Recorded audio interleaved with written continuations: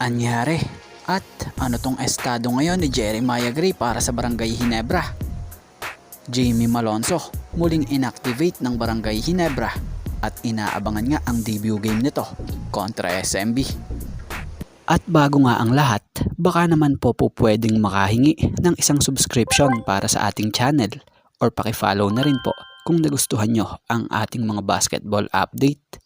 At kung ito na may makakabigat para sa inyo, kahit isang like and share na lamang po.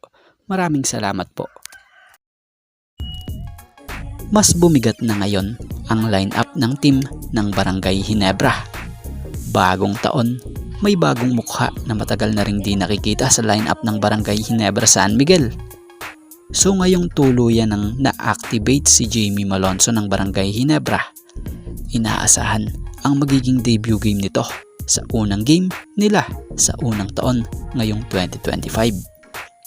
Kaya naman sa tinagal-tagal ng panahon, muli nang masasaksihan maglaro sa Barangay Ginebra etong versatile wingman na si Jamie, na kung sa pagkaka-activate nga sa kanya ay siya namang nilagay sa injured or reserve list etong si Jeremiah nito lang Biyernes.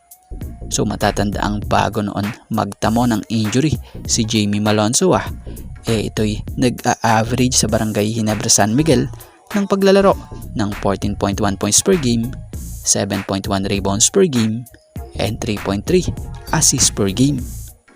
Kaya nang mawala siya, naging malaking kawalan siya sa Barangay Ginebra. At nang bumalik naman siya, inaasahan naman ngayon na mas mapapalakas pa nito ang puwersa nitong team ng Barangay Ginebra. Pero syempre, sa umpisa, kailangang intindihin dahil hindi basta-basta rin yan makakabalik sa dati niyang laro dahil mahirap nga po mag-recover sa isang major injury.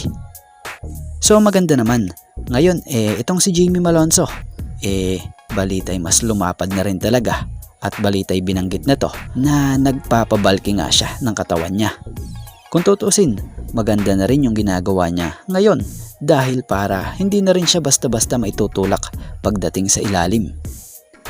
So yung about naman dito kay Jeremiah, kaya nasiguro nalagay na rin ito sa injured list dahil naman sa balita noon rito na naging update kamakailan lang nitong si head coach ng Ginebra na si Coach Tim na nabanggit dito na no timetable pang araw po kung kailan ito makababalik.